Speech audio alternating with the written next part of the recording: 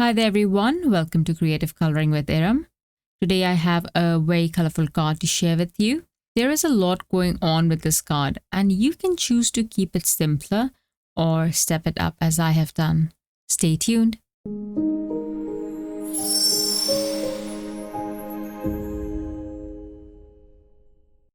I will use the Fresh Flowers die set and the elements in the set are these pieces. I won't be using these two. I will put them on the side. The cardstocks that I will use are about blush, buttercream, and dewdrops. These are really pretty colors. The card is going to turn out really nice. There's one more piece that I'm going to use. It's from the Houseplant Layering die set, and I'm going to use this wine. I've already cut out the die cuts. The larger flower is cut out of blush cardstock. Smaller flowers, including the flower centers, I've cut out in buttercream. For the leaves, I used the dewdrops cardstock and I left the pieces in the panel, so it is easy for me to add inking on them as they're quite dainty. To add inking to the die cuts, I will use Rouge for the pink flower, Warm Sunshine for yellow flowers, and Aqualicious for the leaves. For now, I'm undecided about the flower centers, but I think I will go with brown. I have chosen a shade darker for the inks than the cardstock, as the inks tend to lighten as it dry. I will start by adding the Warm Sunshine ink to the buttercream flowers. Using a mini blending brush, I will add the inking to the center of the yellow floral layers. To step this up, using a detailed blending brush, size 7, I will add inking to the tips, especially if there is a divot, only for the biggest yellow flower. I will add simple inking to the tips of the rest of the yellow flowers because they are quite tiny. Moving to the pink flower, I will again start by adding the ink to the center of the flowers. And don't worry if it looks too dark, it will lighten considerably. Just add the ink to the center and pull it outwards to the middle of the die cut. Then again, stepping this up and repeating the same detailing as before. Using the detailed blending brush, add details to the tips. If you have trouble adding details to the tips of the petals, I have always said to use these brushes as you would use a pencil or a paintbrush. That would give you more control and won't tire your hands or your fingers. Try these holding as you would hold a pencil or a paintbrush at an angle, and it would make a whole lot of difference. If you want the detailing to be more prominent, you can use an ink shade darker, but the more subtle this is, the better it looks. Moving on to the leaves, I will use the micro blending brush and add inking to the middle of the vine and the base of the leaves. If you want to blend this well, you can do that, but I want to step this up further. I will use the Warm Sunshine ink and add it randomly to some of the portions of the leaves. This will create an instant color shift and give a pop of tropical hue. And just look at that. Doesn't it look nice? You don't have to add a second color to the leaves. As I said in the beginning, you can choose to go the simpler route. Now, if you are adding the second color at this point, go ahead and add more of the Aqualicious ink to the base of the leaves to increase the depth. And you can see right away how great the leafy branch looks. I'm going to step this up more. You can stop here, but wouldn't it be fun to follow all the steps? As you can see, the Creative Cuts leafy die cut has a debossed midrib, while this one is plain. And just to add a bit of texture on this one too, I will use the pointy side of the Perfect Picker and add a midrib on all the leaves. This is very easy to do. I know I'm adding an extra step, but this will look good. I'm doing this on a sticky mat, which adds a bit of give, and remember to do this at an angle.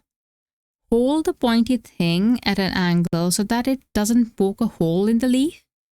As you can see, mine is almost at 20 or 30 degrees angle. Start at one point and pull it towards yourself.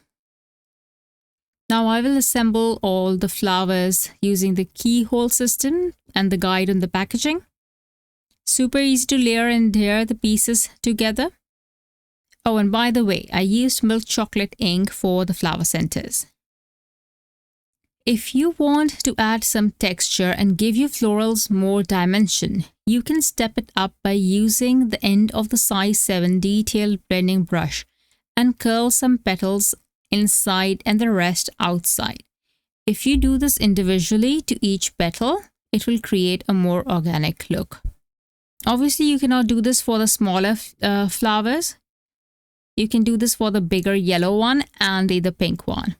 For the background, I will use the hot press watercolor cardstock, which I have cut to A2 size, and I will first apply water to the entire panel.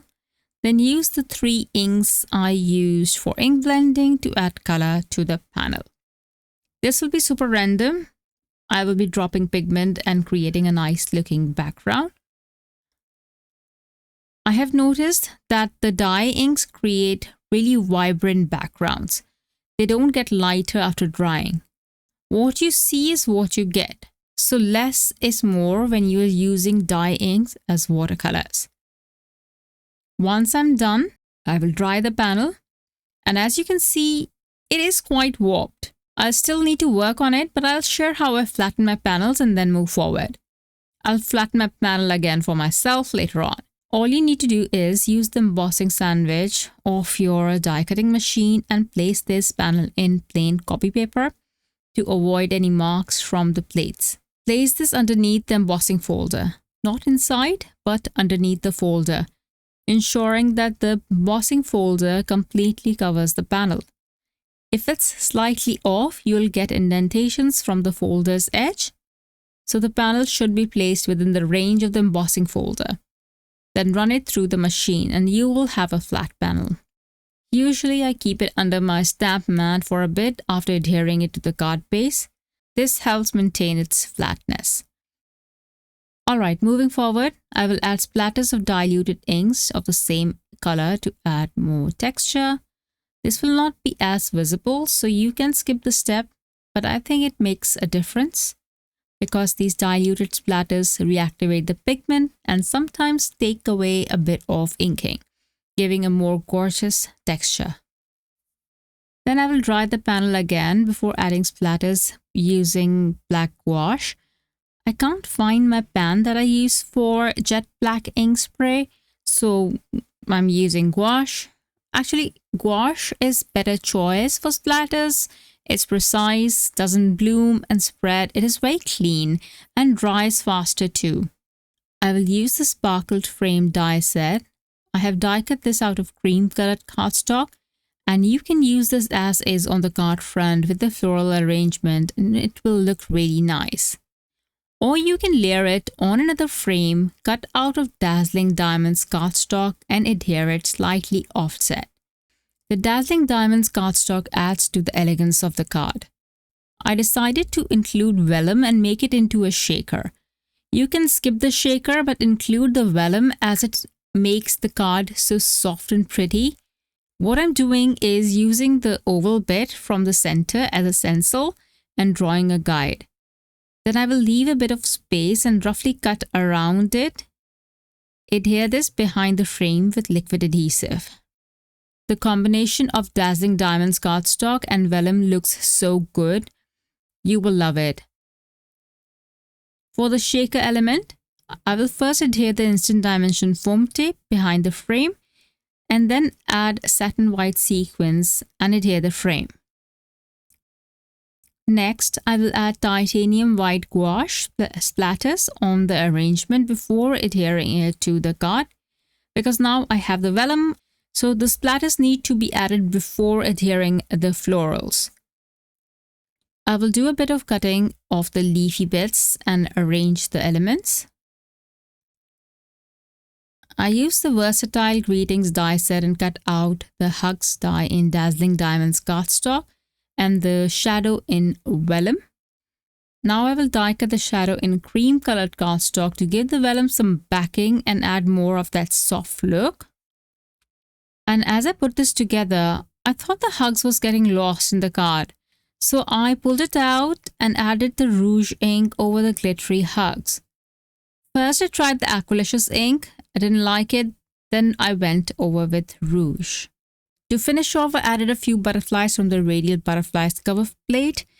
I inked those in the same colored inks and also added some iridescent gem sparkles.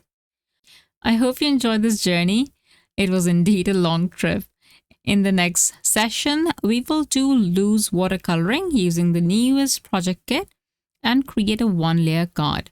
I'd love to know if there's anything special you'd like to see or if you want me to feature something specific in future videos. Let me know. Thanks so much for watching. Bye. Hello there! Did that video just spark your creativity? And do you want more project ideas and inspiration videos too? Well, if you do, please make sure that you subscribe to the Altenew YouTube channel. Also, make sure that you do click that notification bell so you don't miss a video. Thanks so much for watching. Bye bye!